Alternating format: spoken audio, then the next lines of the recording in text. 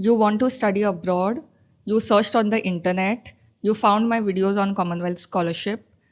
Now the issue is, how do you go around the application process? Where do you actually apply? What kind of remuneration will you get? How do you draft your application? What are the different steps that you encounter during an application process? Today's video will be exactly about that. Today we have a Commonwealth scholar who has actually got this fellowship. She has got this fellowship for her master's dissertation and she has successfully cleared the interviews around it. Today she is going to share with us all the insights, everything possible regarding this particular scholarship. In today's video, she will share with us about the application process, what are the mistakes to be avoided in an SOP, statement of purpose. She will also share with us about her own low moments and the challenges during the process. We will know about the exact amounts of scholarships. How is the dispersal pattern? Whether it is given monthly, it comes to your bank account directly, or where does it go? After the fellowship is over, do you need to return to your home country? And what if you want to pursue your work over there? You want to get a job? All these answers we are going to get today, and Miss Afrin Shah would be doing that. I'm so excited to have her on this channel. Let's begin with the podcast. So, hi everyone.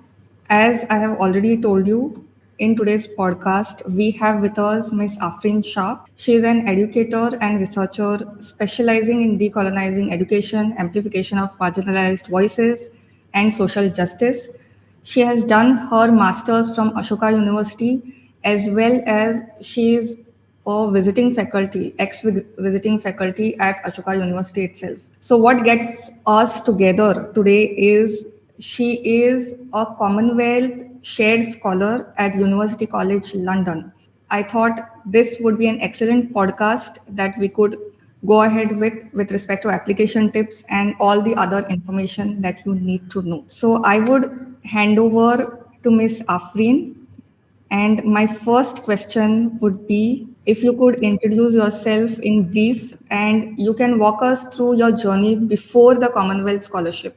Like what inspired you to pursue your higher education abroad and specifically University College London? Hi, Atya. Thank you so much for inviting me to your podcast. It's indeed a privilege to speak to students, and I think anybody who's listening to our podcast right now, anybody who wants to be inspired, if I may use the word, regarding my journey. I would like to start, that was a generous introduction. I'd like to start by talking about. I remember a couple of years ago, I would myself tune into podcasts, YouTube videos, look at how people who were studying abroad at various institutions, how have they tried to secure funding. Because for me, when I was doing my bachelor's, I would say the story started there.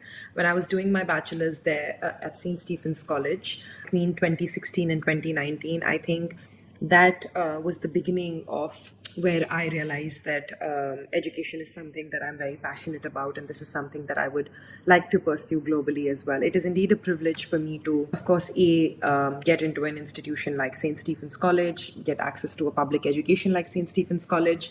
But even after that, I would say that all the opportunities that came my way, whether be it pursuing a master's at Ashoka University or working at Ashoka University as a visiting faculty for a semester, or also the fact that I also taught at Vasant Valley School, both the Cambridge curriculum as well as the CBSE curriculum to students, high school students and grade 11 and 12 students as well. It's all a matter of, I would say, privilege, pride, hard work, all of these things combined. So I wouldn't be particularly sure where to sort of what one moment started my journey, but I would say all these experiences so far have sort of brought me where I am right now. Yeah, I would say it was definitely my interest in the social sciences, my interest in the humanities, my interest in literature, of course, because that's what I studied at St. Stephen's College alongside political science. And I did a master's at Ashoka University in literature because books were my first, I mean, it was a way for me, it was a lens for me to understand the world. So I'm very, very grateful for my 5 years of training at both institutions, but also the fact that teaching gave me, put all of that I had learned theoretically into practice. So that was very helpful. I started my journey of applying for scholarships after graduating and working in 2023. I would say I started talking to people, and then it was like a whole processual thing where I started working towards it. Because for me, going abroad only made sense to me if I had a full funding. My next question would be, what motivated you to apply specifically for Commonwealth Scholarship? Means, why Commonwealth? What is the special thing about Commonwealth Scholarship? Thank you for asking me that question. I would say it wasn't just Commonwealth, but I had strategically started planning my applications abroad. And this was something that was happening while I was working in New Delhi, both at Ashoka and as well as Vasant Valley School. I applied for all scholarships that I could think of, right from Chevening to Commonwealth. I had also put in my few documents for INLACs. I had applied for a bunch of internal scholarships at different universities. I applied to 5 universities, and I got into most of them. Alongside, of course, doing college applications, I had strategically planned internal scholarships. So I remember applying for a bunch of internal scholarships at Oxford University, which is the WHD scholarship. So basically, the point that I'm trying to make here is that I applied for each and every scholarship that there is. The first thing that I'd like to people who are listening to this podcast to know that there are so many opportunities out there. We just perhaps sometimes, because of the lack of, I would say, privilege, exposure, knowledge, understanding, experiences, we don't know how much support is available out there. And I mean, of course, thankfully and gratefully so, I recognize my positionality and privilege because I had been to institutes and been in spaces where such scholarships and achievements are very, very normalized. I know for a lot of audience listening to this podcast or not listening to this podcast as well, it's not easy for everybody to even be in those spaces, be in the conversations around these spaces, around these academic rhetoric, if I may use the word. I knew of these scholarship opportunities right when I was, I would say, 18, 19 at St. Stephen's College. I remember thinking of applying for Chevening right after college, but somebody told me, oh, you need work experience for Chevening. And I remember still thinking about that conversation that I had with a senior of mine from Stephens, who had suggested that I should apply for Chevening because Chevening scholars are global leaders. And at 19, that senior of mine saw some leadership potential in me. So I would say it wasn't a particular thing about just Commonwealth. I'd applied for all the scholarships and I was shortlisted for a few. I made it to the finals of Chevening, and Commonwealth Shared eventually worked out for me at UCL. So that was quite insightful to hear. I had known about Commonwealth, I have made videos about it, but I didn't know that it has such a potential. So, if you could, for the benefit of prospective applicants, if you could tell about the process step by step. So, if you could tell us about that, it would be wonderful. Sure. I think before I start talking about the process of Commonwealth Scholarship, I'd like to clarify that Commonwealth Scholarship Commission is the funding body, and it's the FCDO, Foreign Wealth Commonwealth Development Office at the United Kingdom, who are the main funders for Commonwealth Scholarship Commission. And Commonwealth Scholarship Commission does two types of scholarships. One is the Commonwealth Scholarship, and if I can put for clarity purposes a name to it, it's the General Commonwealth Scholarship. The other type of scholarship, which is the second type of Commonwealth Scholarship, is the Commonwealth Shared Scholarship. And if I were to distinguish between the two, I would say there are a few things that differentiate the two scholarships, even though the funding body is same. Under the General Commonwealth Scholarship, you apply. The process is similar to Commonwealth Shared, but you apply internally to your home government, and your home government selects you. For example, in the case of India, thousands of applicants apply internally to their home government, and the government sort of finalizes the applicants, the people. There's like a bunch of things. I'll come to the process one by one, but I just want to like distinguish between the two. And for Commonwealth Shared Scholarship, you apply externally to the university that you want to apply to and get the offer of the award and the offer of the admission from. So, for example, in my case, I made a specific Commonwealth Shared application to University College London because they have been allocated a particular number of seats from FCDO/Commonwealth Scholarship Commission for Commonwealth Shared Scholarship. That's the first main difference. The second difference would be under Commonwealth Shared Scholarship, there are a particular number of seats in each college, and not all universities in the United Kingdom are a part of Commonwealth Shared Scholarship. Like, for example, I know University of Cambridge has 6 to 8 seats every year for Commonwealth Shared. Oxford has 4 to 8. UCL has 4 to 6. It keeps changing every year depending on how much funding they have. For Commonwealth General Scholarship, there's a particular number of seats for each country. For General Commonwealth Scholarship, you compete globally, but also within your own country. For example, every year, maybe say X number of candidates are chosen. I don't remember the exact number, but I was told that 45,000 applicants apply for generally for Commonwealth, both Commonwealth and Commonwealth Shared, and 300 applicants get selected every year. So you can do the math yourself, how many students that they take. So coming to what was the application for me like, I did not apply for Commonwealth General Scholarship because I thought strategically for me, it would make more sense if I applied to the particular institutes that I was interested in. I'll give you an example. I applied to University College London for Commonwealth Shared. I applied to University of Edinburgh for Development and Education. But basically, my whole point of applying to a particular institute as well was the fact that I was weighing how much of a chance do I hold to get funding there. I remember not applying to Cambridge because I thought I did not have a good chance in that particular program this year. So my application process was not like an arrow thrown in the air without any particular sort of moves. I had strategically done the choice of which college I want to apply to. And when it comes to the question of what was the application process like, there's of course an application round. You basically need to do an application which has, I think it's 5 pages, a bunch of questions on each pages. You need to have, of course, a curriculum, a CV. You need to have a statement of purpose. You need to answer a bunch of Commonwealth questions. If you easily Google Commonwealth application questions, there are a bunch of essays that you need to write. And I spent about 6 months fine-tuning my essays for Commonwealth Shared. And also, I think for Commonwealth Shared, because I was applying to University College London specifically, and that's what I sort of got the award from, it was the university selecting me and not the home government. So I thought I had more power there. Yeah, so it was basically application process. And it's basically just like a written round. There's no interviews for Commonwealth or Commonwealth Shared. So I would highly encourage people to put in a lot of effort into strategically choosing their colleges and not shooting their arrows in the air without like blindfoldedly.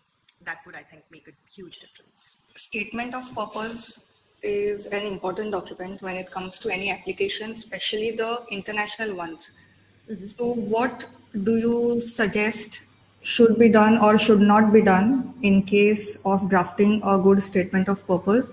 Because this is one question that I receive most of the times when it comes to application for international scholarship. The first mistake anybody can think of while writing a statement of purpose would be to think that there is one way of telling a purpose or sharing the purpose of your statement that you're stating. An SOP is a statement of purpose. You need to convince the body of people who are reviewing your application that you are the right candidate and the right fit for the institution. So there can never be one story for anything with respect to that. There are multiple narratives, there can be multiple stories. If I, as Afreen, who grew up in Kashmir, was raised in Delhi for the last decade of my life, for her undergrad, for her postgrad, for her work, who grew up with two sisters and whose both parents were working, who is multicultural, who is, dynamic, yada, yada, yada, I would say it would be very different from, say, for example, you writing a statement of purpose. So the first thing that you need to remind yourself before starting your statement of purpose is that it's a very methodologically done statement. It has to be a very methodologically done statement, and by that I mean that you really need to reflect and ask yourself who you are and how can you present yourself to the admissions committee, and how would you convince the admissions committee people reading your application that you are the right fit for them. So I would say the first mistake would be to homogenize the application process and be like, okay, this is the one way to go about. The second thing that I would recommend people thinking before writing their SOP or while writing their SOP would be to think of it as a very structured document. I remember talking to somebody many years ago, and that person told me, I think he's at Harvard Law School right now. He told me, and I just asked him, what got you into Harvard? And I remember him sharing that it's like, writing an SOP is like an hourglass. You start with a broad base of your life and you sort of keep narrowing that story or broad base into one concrete point.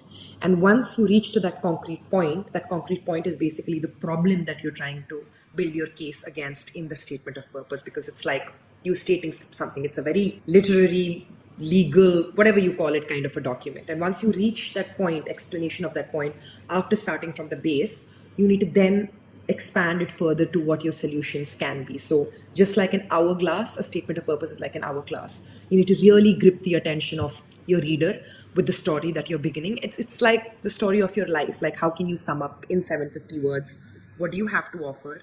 What can you do for the world?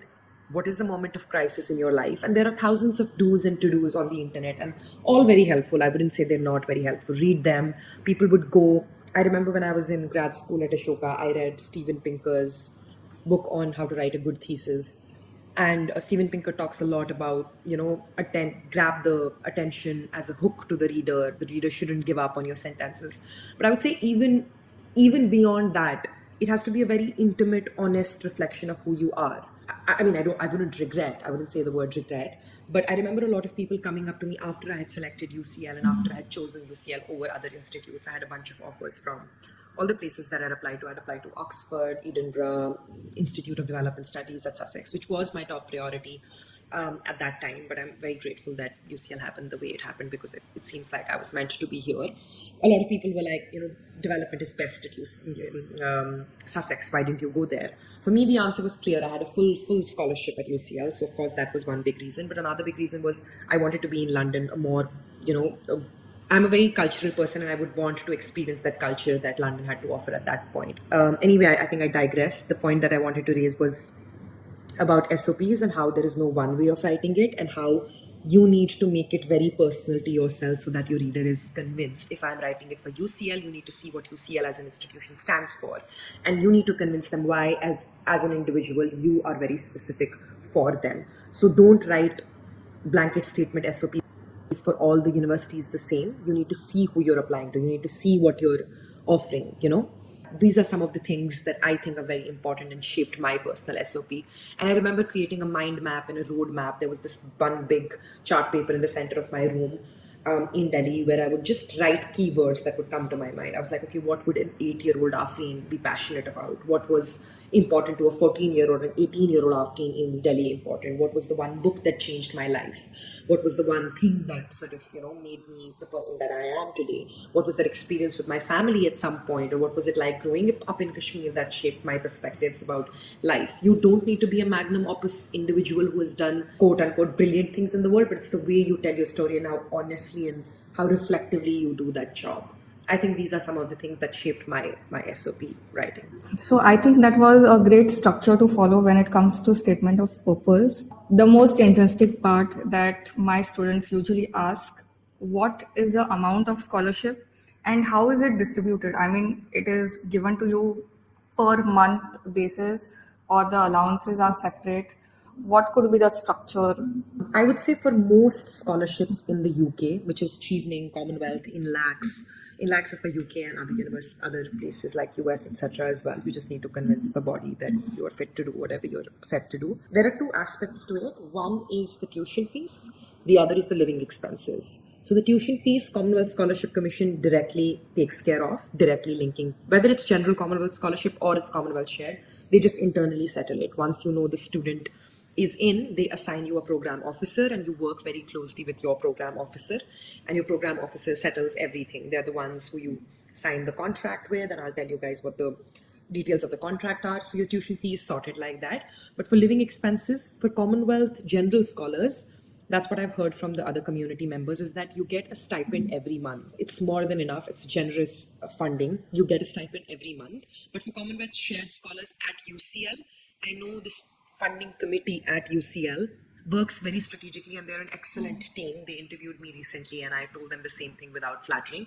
They do something called, they pay you quarterly. That is for 4 months. they give you the stipend together. You can choose whatever you want to do with that money with respect to your allowances, with respect to your accommodation. You can choose to pay accommodation people monthly, you can choose to pay them twice in six months, whatever works for you. Universities usually are very flexible with accommodation fees. So basically, tuition fees is taken care of externally. You don't have to like do anything basically when it comes to that aspect. For living expenses, there's a particular standard amount which is the same across most funding bodies if it's a full scholarship. And when I say full scholarship, I mean full scholarship. My parents haven't spent a penny on my studies so far. And duration of fellowships is the entire course of your study, which is 12 months in my case. They started paying me in September, they'll stop paying me in September 2025. So it's interesting to note that the fellowship is sufficient for the expenses that the student has to incur. One question that I usually get from international fellowship applicants is, do you need to return to your home country after the fellowship? Is there any way like we could stay over there? Okay. And also you can conclude it by giving closing remarks on if somebody has to apply for this fellowship, then what they should be doing. Yes, I do need to return to my home country, I would say, because I have signed a contract with Commonwealth Scholarship Commission that I will come back and work in my home country. The whole point of Commonwealth Scholarship Commission, the tie-up between them and every Commonwealth country, is that they want to strengthen relationship with that Commonwealth country, but also to ensure that they can get potentially good leaders from those countries to UK, where there is an international globalized atmosphere and great opportunities to learn, unlearn, get equipped, and then apply whatever we have learned back to the home country. That's the whole point of these scholarships. I think it's the same for Chevening and Commonwealth. So yes, I have a legal contract with Commonwealth where I wish to come back. But even if I didn't have the legal contract with Commonwealth, I would love to sort of come back and stay in my home country. I wouldn't want to, if I can use the word escape and just be in another part of the world. No harm to anybody who does that, of course. But I think as a person, personally, I would love to just come back because there's so much to do in this part of the world. Once you go to the global north, if I may use the word, problematically so, you realize how much is there to be done back home. So yes, for streaming in Commonwealth, you are supposed, that's the prerequisite of your scholarship. Even for Felix, if I'm not wrong, which is another popular scholarship. I'm not sure if I'd applied for it, but I'm pretty sure they have to come back as well. The next question, if I could go back and tell my pre-scholarship self one thing, what would it be? One last advice. I'm very grateful to God that it worked out the way it worked out for me. I would actually say a couple of things. One would be I would pat myself for being very, very strategic and focusing a lot more on what will work for me rather than shooting my shots at random things. A lot of people around me tend to do that and it does not work out very well. But I would say this strategic planning that I had done worked out really well for me. So I would go back and pat my pre-scholarship self and be like, you took the right risk, you took the right choices. A lot of people who came up to me, they were like, why did you go to Sussex? Why not Cambridge? Why not Oxford? Why UCL? I'm very glad that I chose the path that I chose for myself because it changed my life because I met some incredibly brilliant people. At all times when I would be in classrooms with them, various classrooms, I would just come out so grateful because it's the people that make way for change, if at all there is something that can, change the world and make the world a better place. Another thing that I would tell my pre-scholarship self, if scholarship hadn't worked out for me, I would tell myself it's okay. The world does not end with a scholarship and being in UK and being in London. If you are in the US or studying at a Russell Group University or studying at Cambridge, there is so much more to do. And there is so much more to just achieve and unlearn here as well. It's okay. It's not the end of the world. I can't believe we reached till here. It was an honor and a privilege to have Miss Afrin Shah on my podcast. I'm sure most of the students, in fact, all the viewers who are going to watch this podcast, are going to benefit from this. Thank you so much for coming on my podcast. Thank you very much for having me. And I enjoyed talking and thinking reflectively about my journey. It's great to retrospectively always think back. But I just want to tell everyone that I was at your place at some point as well, where I would randomly listen to podcasts. How have people cracked funding and how has it worked out? Because whether or not I could afford it or not, it wasn't about that. Education should be for all. It is a privilege and it should be for all and it should be accessible to everyone. There should be a better mechanism for democratizing higher education in particular. And yeah, thank you very much for having me today. I hope you have enjoyed today's conversation. If you want any other guest on this channel with respect to higher education, do let me know. Also, stay subscribed to this channel because there is a lot of content that I've planned. So if you have any video suggestions, anything you want me to cover, do let me know. I will definitely do it for you. Till the next time,